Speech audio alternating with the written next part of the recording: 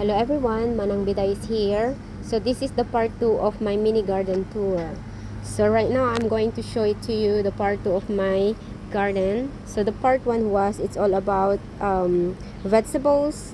So this part 2 is all about my flowers. So we're going to start here. So this flower here that you can see, this is canna lily flowers. Usually it grows into the tropical country. But here it's summertime, so kaya meron tayong ganito. So guys, samahan ninyo ako para i-tour ko kayo sa aking mga flowers. Let's go! So ito ay zinnia, yellow zinnia and pink zinnias. And then in between, meron akong gladiolus. So this is my pink gladiolus. It's so pretty. It's so beautiful. Ayan. Tapos yan din ang aking yellow gladiolus. Ayan. So, ayan, meron siyang insects. Kailangan nating patayin. Where was it? It fell down. Ayan. So, it's so pretty. It's so beautiful. Alright, so let's go in here. So, that's my neighbor's house. So, meron din tayong Japanese maple. Japanese maple. Look at that! It's so pretty! Ayan, so namulaklak na. Napakaliit. It's very small. It's so tiny. But look, there's the flowers. Ayan, so ito yung aking ibang kana. Meron na silang ibang bulaklak. Okay. Ayan, yung orange. It's pink. And another kana. Another Japanese maples. So, let's go back there. Alright. So, this is the backyard. Ayan. So, this is the backyard. Let's go back in here. Alright. There. So, meron din akong flowers nito. I don't know what's the name, but I like this so much. Okay. And let's go back into this side. Alright. So, I have also yellow and pink zinnias here. And of course, another canna lily flowers. Okay, so that's red. So, kapag ka namulaklak ito mga kapatid, no, hindi siya nauubusan ng bulaklak kasi bulaklak siya ng bulaklak. But, we need to take out this. This is the one that it's killing my flowers. It's eating my flowers. See this one? We need to kill these insects. We need to kill this one. There's a lot of them. They really like to eat that flower. So, kaya ganitong itsura niya. Because of the insects. See? They torture my flowers. So, yan. Alright. So, this is how it looks like. I cannot wait for them to bloom. See? Ang ganda. It's so pretty. Here, there's another one. It's so tiny. Alright, so let's go back in there. Let's go in here. Sorry, it's not going back. Let's go in here. Ayan. So, yan. Ang ganda-ganda. Tapos sa likod niya, meron din akong mga maliliit na zinnia. Pink zinnia. It takes time for them to grow because of the rabbits. So, I blame all the rabbits. Oh, so, ito pala yung, ano bang tawag dito? I don't know what's the name. I really don't know what's the name. I'm sorry. I just plant and plant and plant. Anyway, this plant, I did not buy this one. This plant is from my friend. She gave it to me. She got tons of them. There's the second one, then that's the another one. So, there's 3 of them. I cannot wait for that to bloom. And here's another tropical canna lily. They're blooming with the zinnias. And then dahlia. So this is my dahlia mga kapatid, no? Ayan, so there's a lot of weeds. But don't worry about that. I will worry about that later on. Yan. So, ito naman yung aking flowers. Yan. Ganda, no? Ayan. So, kapag pupunta tayo dito, yan, ang dami nating mga, anong tawag dito? marigold. So these are my marigold. And then there's some dahlias here too. And of course, a bird bath. Alright, so I have a bird bath. I always pour water in there kasi gusto ko yung mga squirrels saka yung birds ay umiinom ng tubig. Kasi summer, sobrang init. And look at this, there's flower in it already. As you can see, my dahlia, it's blooming beautifully. So yan. Ayan, ang ganda-ganda. Look at this. Look at that. Look. It's a bee eating the pollination. So we don't need to bother or disturb that bee because it's doing its job. Alright. And this is my marigold at the back.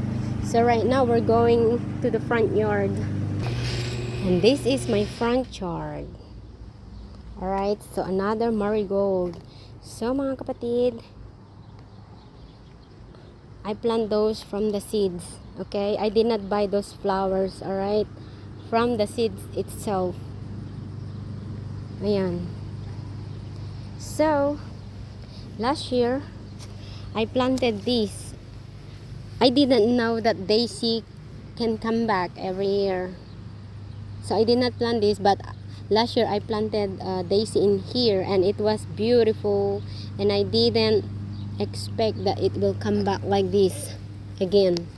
Look how pretty the flowers is. And also there's another one in there, the yellow. Okay, and then as you can see, that's my dahlias, the flowers blooming, and they're so big. Ay, okay, stisa ba? Ayan, ang ganda-ganda, ang laki-laki. And of course, I did not plant this one. It just voluntarily came. You know, it grows. I mean, sorry about that. Ayan, ang ganda. Ayan, look at that. Beautiful yellow daisy. Ayan, so nagbo-bloom na sila. We did not have much rain this year, but it's okay because I watered them maybe twice a week. Those are tropical plants. They don't, you know, they are very how you call that one? You know, those tropical flowers, they can grow without, you know, rain as long as you can water them regularly. But of course, they need also some rains once in a while. Kasi iba pa rin yung rain, mga kapatid. Iba pa rin ang naibibigay at naidudulot ng rain. So, sana tonight umulan. So yan, marigold talaga. Hindi ko yan tinanim, mga kapatid. Nag-volunteer lang sila from the seeds from last year. Ayan. Di ba? Yan. Yan. So nagbo-bloom na sila. Antayin nyo lang hanggang mag-bloom sila ng husto kasi pag nag-bloom na sila, naku, hindi mo na sila mapipigilang lumaki ba. Tapos ito, kita nyo yan. Meron akong mother plants.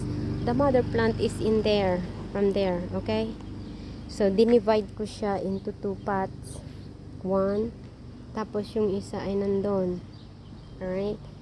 And then, these are my cannas. Canna lily. I love canna lilies. Pero, look at this. There's a lot of, how do you call this? I don't know what kind of insect is this or whatever. But look what it's doing. We have to kill it like this. Sorry. Look what it's doing to my plant. Okay? It's killing. It's, that insect is eating all the buds. So, hindi siya magpo-produce ng flowers kapag kinakain yung buds ng aking canna lily. And then, look at this. The flower is blooming. I cannot wait to bloom. Meron siyang dalawa dyan. So, kapag yan ay nag-bloom, ang itsura po niyan, mga kapatid, ay ito. Yan. Diba ang ganda? It's so beautiful. It's yellow. It's red and yellow. Tapos, ito naman yung sinasabi nilang canna lily, Cleopatra, ang tawag nila dito. Ayan. Yan. Diba? Ito lang ang ating kaligayahan, mga kapatid. Ito lang ang aking kaligayahan. Yan. So, bali, ang mga yan, seeds lang yan, mga kapatid, no? Hindi ko na yan, hindi ko yan binili or tinanim isa-isa.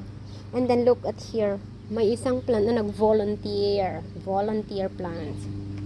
I don't know what's the name, but That's beautiful. And ito naman ang aking roses. Ayan, so, pupunta ulit tayo dito, no? Balikan natin to. Ito ay corn flower ang tag nila dito. So, napakaganda nito kasi ang kulay ng kanyang flowers ay kulay pink. Okay, so I cannot wait for that to bloom. And then another roses. And another rose. Yellow rose, so sorry. And then that one is volunteer tomatoes. Look.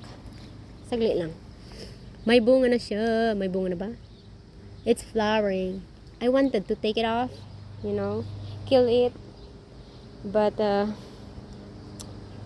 since there's enough space in there, I just leave it alone. That's the one that I was talking about a while ago, the mother plants, my cacti. So you know what, I just leave in there, you know, during winter I just leave in there. It will just come back and grow by itself. And another 2 pots of flowers, they're starting to bloom too. Tapos ito na naman, another canna lily flowers. I cannot wait for that. When it blooms, it's so beautiful and pretty. The color is orange. And then let's go in here. I'm not a really good in videoing, but it's okay. So here is another canna flowers, canna lily, but I'm waiting for them to bloom also. And then another gladiolus, mga kapatid, no. So these are my gladiolus. Oh, this one is blooming. Look at that. Alright. This is gladiolus. Another gladiolus. It's red. My canna lily flowers. I don't know what's wrong with the leaves, but it's okay. Leave it alone. And then this one is already dying. Maybe I'm going to pull that out, and planted some different things in here in this area. There. And then gladiolus and marigolds. So these are my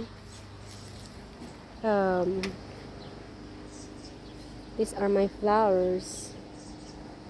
Ang dami niyang weeds. There's a lot of weeds, but it's okay. I'm going to take that off later on. Pull them one by one. Ayan.